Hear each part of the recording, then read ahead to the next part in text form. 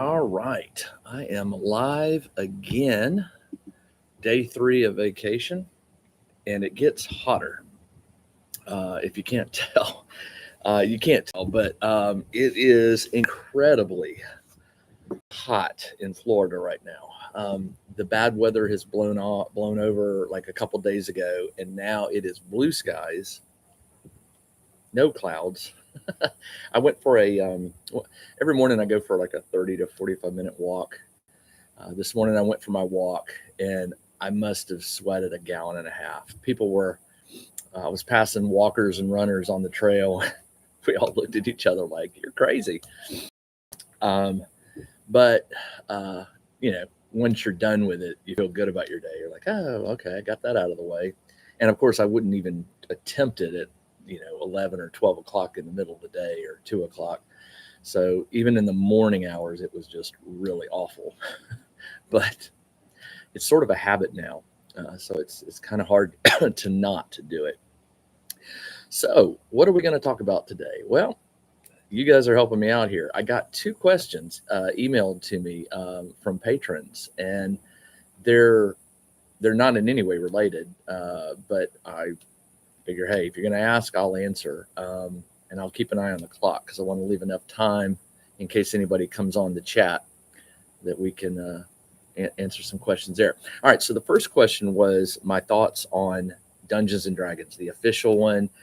It was sort of I wish I had like copied it or screenshotted it so I could read it verbatim. But it was just asking me my thoughts on D&D 2025 or 6th edition or whatever, the one that's coming out towards the end of the year. And I mean, it's a fair question. I have played Dungeons and Dragons since I was in sixth grade. When my mom and dad asked me what I wanted for Christmas, I told them I wanted Dungeon, the board game, which I'm glad they made this mistake. But they went and they got Dungeons and Dragons, the role playing game. So when I opened that box on Christmas morning, I was a bit confused. But then when I started looking through it, I was like, oh, this is kind of cool. And I had heard of D&D. So I considered myself lucky that my parents had done that. So what are my thoughts? Well, okay, listen, first things first. I have played D&D for years. I played D&D 5th edition when it came out in 2014. Played it for many years at my local gaming store, ran a lot of games for a lot of friends who I still maintain friendships with. But COVID came and I stopped playing, mainly because, we couldn't meet. And at the time when COVID was hitting, Zoom was just starting to get popular. Everybody was trying to figure out how to best, use it. And so a lot of people weren't on it. They thought you had to pay for it, and when really only one person needed to. And so long story short, the gaming groups that I knew fell apart.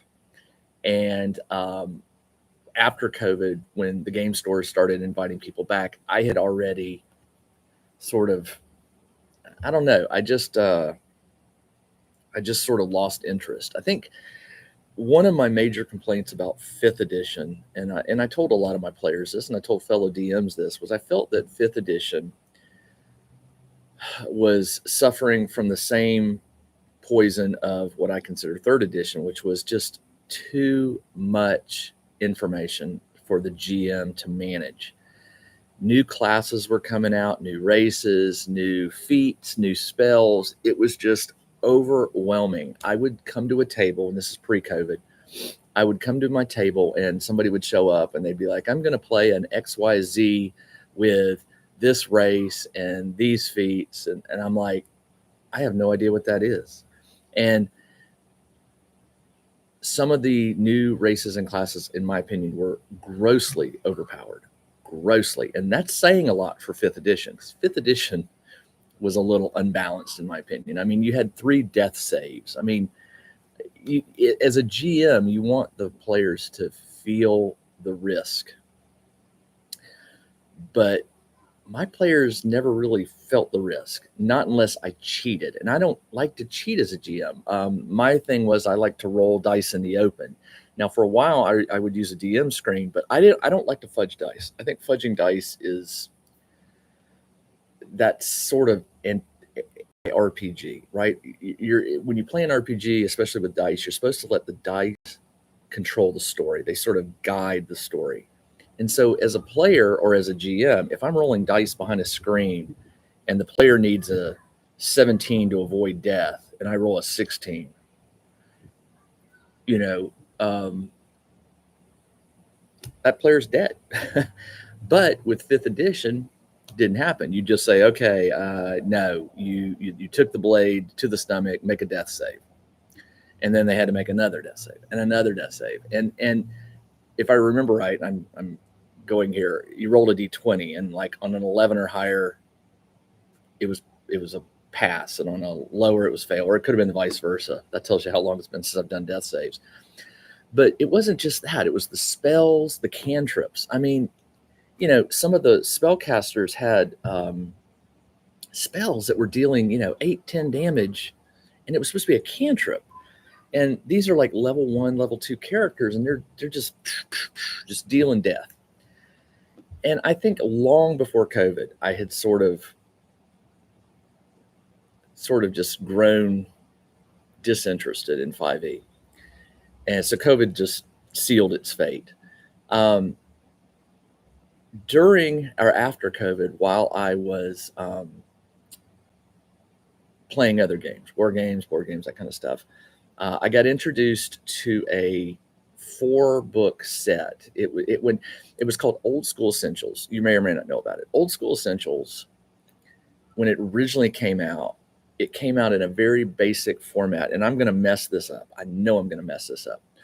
I believe it was 4 little books, and I have them. I think those came out, and then the advanced 4 came out, and then they consolidated them into 2 different. I'm going to mess it up, but anyway, it came out in a very basic format, like 4 classes, maybe 5 or 6 races. The spell lists were like 10 spells per level, and there were 6 levels of spells. And it was, when I read the books, I was like, this is what I used to play when I was a kid.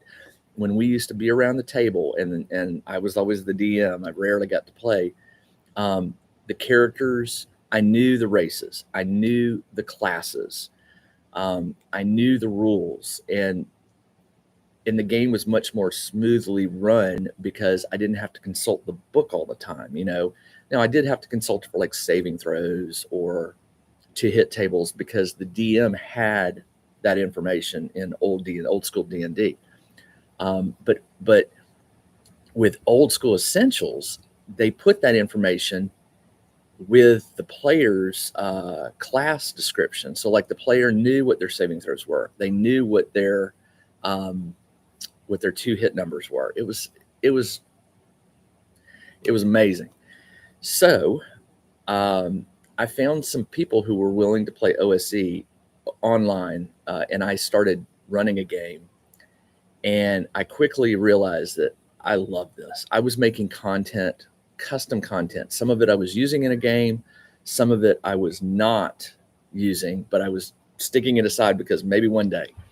And so that's how I got into writing content for my Delver zine for Old School Essentials. Still a big fan of the game. Jump forward a couple years, and then Kelsey Dion released Shadow Dark. And Shadow Dark, I equate it to Old School Essentials, but with some 5th edition or new rules. Like, it doesn't have THAC0. If you don't know what THAC0 is, don't worry about it. I'm not going to try to explain it here.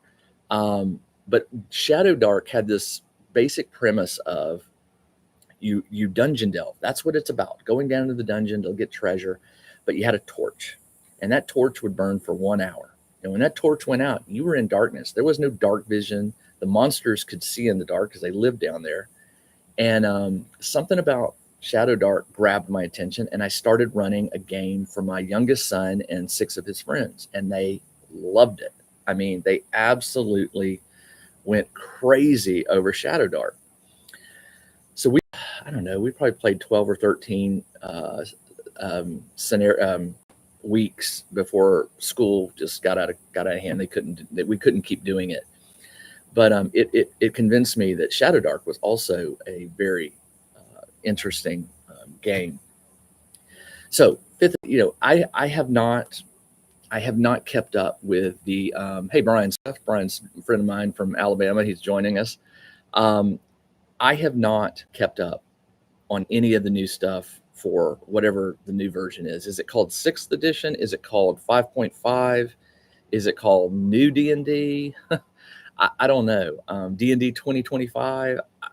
I honestly don't know because I don't keep up on it. Now, occasionally I do see YouTube comment or YouTube thumbnails that say something like, Wizard of the Coast makes another mistake. Wizards of the Coast is in trouble and things like that. It's clickbait stuff. I don't usually watch that either, but every now and then I kind of do because it may be somebody I follow.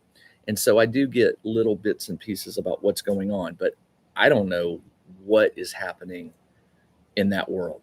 I do know that Wizards of the Coast has been in the news lately because their president stepped down. Excuse me, my contact got some sand in it. Their president stepped down. Somebody else stepped down that was, causing, trouble. I don't remember all of it, but I couldn't tell you anything about the mechanics. I don't know if they've taken fifth edition and made major changes, subtle changes. I don't know.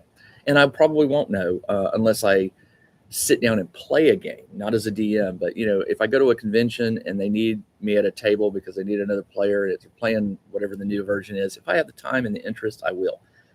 I probably won't because I don't have the interest. I have D&D, Dungeons and Dragons, the original. It got me into role playing, but there are so many other RPGs that I enjoy so much more. I mean, I like the Alien RPG. I like Mothership RPG. I like Monster of the Week. If you've not played Monster of the Week, it's absolutely one of my most favorite games because you can play a one-off at conventions. Nobody has to know the rules. It's easy for the GM to provide the handouts that give you the basics of the game. It's just one of my favorites. So to answer your question, my thoughts on 5e are very, very limited. I don't know much about it, the next version. Now, what I really get tired of is for a long time on Facebook, I would get every notice, every Kickstarter, anytime somebody released a new expansion book for 5e, I would get a notice about it. And slowly over time, I've X'd them. I don't want to see this. I want to see this. And so now my Facebook feed is mostly empty of Dungeons and Dragons, anything related to 5e. I still get OSR stuff because I subscribe to some of those groups and things like that. But if you're on Facebook and you depend on it for news and stuff, you can, over time, you can tweak it so that you don't see stuff. And so I rarely see Dungeons and Dragons content anymore. I still get emails. I'm totally blown away by how many Kickstarters I get that are books. They're either expansion books for 5e or they're new games that use 5e mechanics. I mean, God, there's millions of them. First off, not to knock those creators. I'm a creator. I know that it takes time and energy to do that stuff. But part of me is like, look, I understand 5e mechanics. Players know it, especially D&D players, 5e players know it. So if you're going to build a new game, whether it's science fiction, there was one I saw. It's set in a spy world, kind of like the old Top Secret game. You play the role of spies, and it's. I looked through the book at the gaming store, and it's all 5e mechanics. And the world was really cool. Some of the background and some of the organizations that were in this book were really wild, but it was built on 5e. And I'm like, look, spend a little extra time and come up with your own mechanics, make the game unique. But I think a lot of creators probably suspect, and I do too, that if you build it on 5e, it's got a lower the ladder to what do you call it? I'm going blank right now, but the level of entry to get into the game is lower, right? The bar to entry, because they already know the 5e mechanics. So you just got to teach them about what each stat is or what the modifiers are. But I am completely 100% blown away by how many games are built on the 5e engine. I mean, that alone is a compliment. It says something to Mike. I just went blank on the guy's name, that who I'm talking about, the guy who created 5e. And Jeremy, there were two of them. And now the other guy, Jeremy, I think, is the one that's in charge of the new version, if I remember right. I could be wrong. Correct me if I'm wrong. But Mike, anyway, I'm going to let go. There are so many independent RPGs out there that have their own style of play, their own rule set, their own mechanics, that I just think if you're looking for a new RPG, look for something new. Give a creator who has spent time and energy developing a game that is totally unique to D&D, for example. I'm just using D&D, but I know that there are other games like the D20 system or the Cypher system, if they call it that. A lot of games are built on that, and that's because these are open source or whatever that legal stuff is. People to use the basis of the system to create their own games. Great. But I think that's what got Wizards of the Coast in trouble was, a couple years ago with the OGL scandal. I love it. When it happened, I was angry. I felt that Wizards or Hasbro was just slapping the players in the face and, going against something that was understood, that there would always be creators who would be able to make content for the game. And of course the audio keeps cutting out. Sorry, Brian. Let me move the fan. Maybe the fans, I got a fan blowing on me. So I don't know. I don't know what's going to happen with the new 5e. Maybe it will be more popular. New 5e, the new version of D&D, it may be more popular than 5th edition. We may, those of us who question Wizards and Hasbro, we may be wrong. Hasbro may know what they're doing, and it may be the most successful version of D&D ever. I know there's been a lot of talk about all the digital, you have to buy this, you have to buy that. You're running it on your iPad, D&D Beyond, and there's going to be subscription models and all that stuff. And there's going to be instead of a tabletop in front of you, you'll see your character on a computer screen and you can interact and all. But not for me. You know what?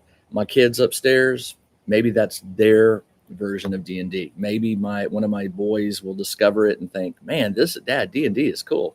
Great. I'm glad you like it. I'm glad you found something that you can play and meet people and enjoy. But I don't. It's not for me. So short, 15-minute answer. D&D 5th edition. I don't play it. I did. I enjoyed it, but I've moved on, and that's that. Second question. This one's much more dangerous. Somebody emailed me, Tom emailed me and asked me, Tom, are you here? I got 6 people online. I wonder if Tom's listening. Tom emailed me after with some questions about the war game that I talked about yesterday's live stream about that I want to create a war game. And he came back and he asked me if there were any other war games that I don't know if you can hear the kids. There's a bunch of kids in a pool across the way. He asked me if there were any other war games or solo war games or solo games that I was going to be playing on my Patreon in the very near future. Great question. Yes. So let me see if I can go down the list. Right now I have videos recorded and ready to release at various times of Core Space, D100 Space, which is like a D100 dungeon space version. I have Hero Quest, which I've been wanting to do forever and ever. I have Frostgrave and Stargrave videos, so that's 5. What else? Sorry, the wind is kicking here, and I'm getting sand in my contacts.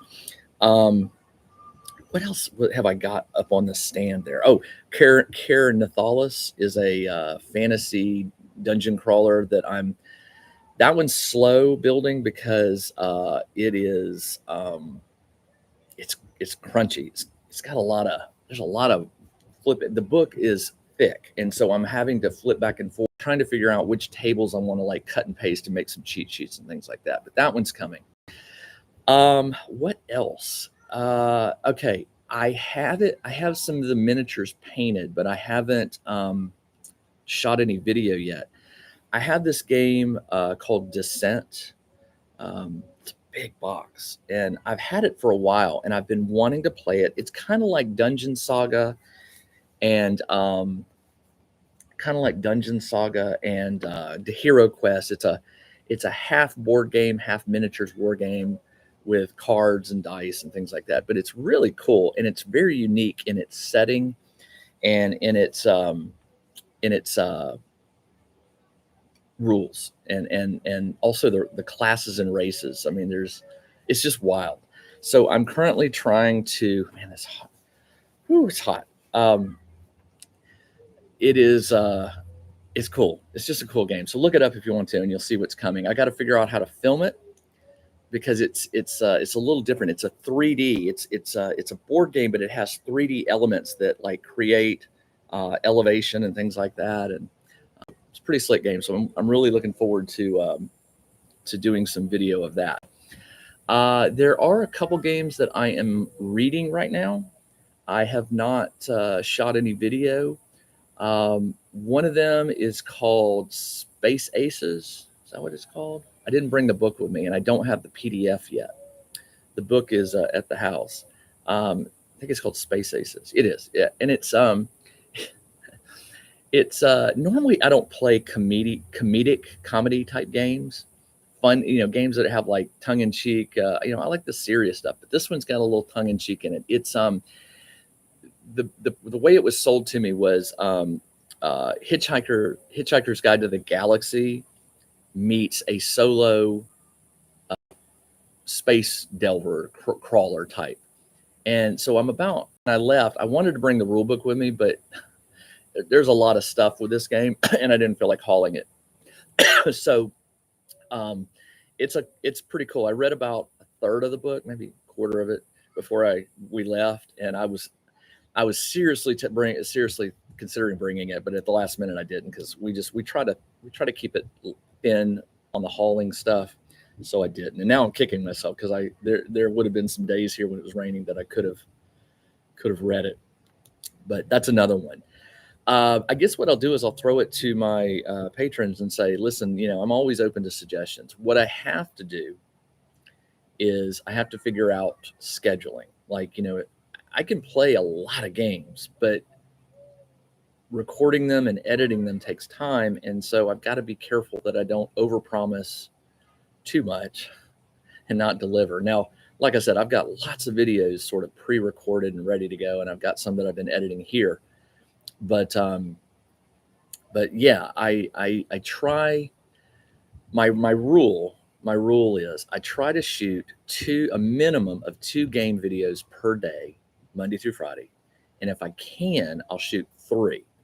And why is that? Because if you think about it, if every day you're shooting 2 videos, you're banking one. And so you could, like, let's say I started today and I played 2 games and I edited them and I put them up there.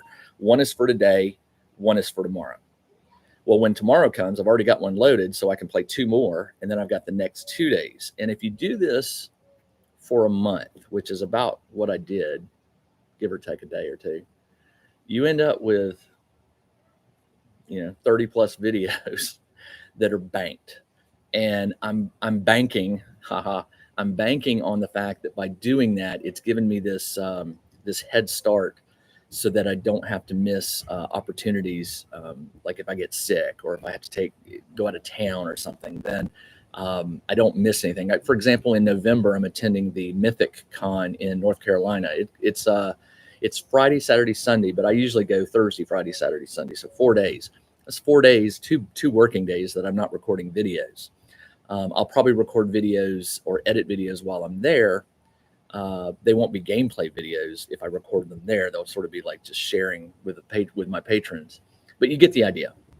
I can't predict when I will be unavailable to shoot 2 videos in a day. So the banking of videos really has been helping, and it's going to make sure that I don't hit a day when I don't have anything to post. I will hopefully for quite some time now, I will have videos to share. And that's for both my YouTube public channel and for the Patreon. So for the Patreon, those videos, I'm hoping, I've got to figure out how many I can record per day to dedicate to the Patreon versus the public. The Patreon gets the priority. So, if I have a day where I could record 4 videos and I'm getting low on Patreon content, those 4 videos are for the Patreon, and the public one will.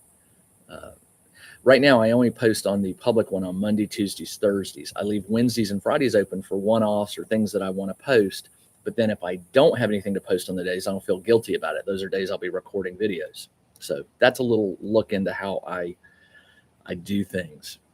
Now, keep in mind, while on these days when I'm doing videos, I'm also writing content for my zines. I'm also doing my laser cutter business. The laser cutter business, I'm usually doing, 2 to 10 items per day. The laser's doing the work. I usually have to, box it up and ship it, or sometimes I have to glue it together or paint it and glue it and stuff like that. So there is some time there, but up until about October, the laser business just is not a super time consumer for me. Now, come October, I'll probably regret saying that, because then it'll slam me and I'll have to reorient and adjust and figure out my workflow again. But it's part of the reason I have 3 gigs: laser, zines, videos. Those are my income sources. So if I lose one, the other 2 will have to step in and balance. So those are the 2 questions I got. I'm willing to answer more. If you got any more, email them to me at jimsworkshop@fastmail.com. I'll see what I can do. So the rest of the day today, I'm here. So we're going to be spending time at the beach, at the pool.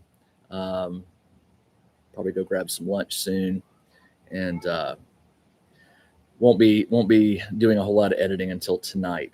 But I should be back live stream. Again, don't know what time, so bear with me on that. It'll be sometime between 8 a.m. and probably lunch, noon. And that's about the best I can do for you. So thanks for joining me, Brian. Thanks for joining me. Brian's a good friend of mine from Alabama. I'm from Atlanta, and we don't see each other all the time, but we do see each other at least a couple, 2 to 4 times a year, maybe more. He sometimes makes it to Atlanta. So good gamer. If you're ever in Birmingham, let me know and I'll put you in touch with Brian. He can tell you which game stores to go to in Birmingham. You got to go see the space NASA, space camp, Huntsville space camp. If you're there, see the Saturn V and all that stuff. All right, that's all I got. It is so blindingly hot right now. I can't even think straight. The fan is just barely doing it. So I'm going to go ahead and shut this down. This is Jim, the Tabletop Engineer. Thanks for joining me on this live stream, everybody. If you are watching this and you are not a patron of mine, please check out my Patreon and see if it's something that interests you. Starting on August 1st, I will be unleashing lots of different solo play videos that do not make it to my YouTube channel.